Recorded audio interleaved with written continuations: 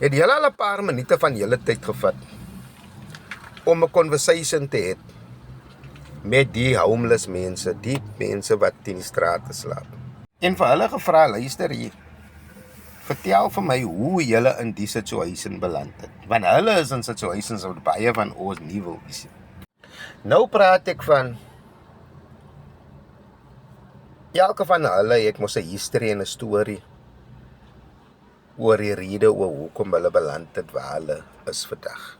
Ek sê dat baie van ons is mos judgmental, man. Ons judge hulle mos. Ons sê mos sis and whatever. Unfortunately is hulle nie so fortunate soos ons, baie van ons, om onder 'n dak te gaan slaap en kos in ons magte wat dit doen. But yet, irrespective daai,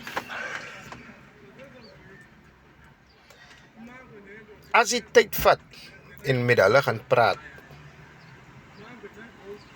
dan sal jy uitvind, man. Jy sal hoor die stories wat hulle vir jou te vertel het, man. Jy sal verbaas wees hoe baie van daai mense actually geleerde mense is. Hooggeleerde mense. Van hulle is dokters of was dokters. Van hulle was financial advisors. Ja, jy sal skrik.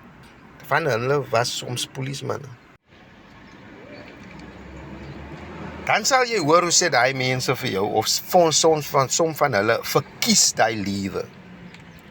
En weet julle hoekom? Omdat hulle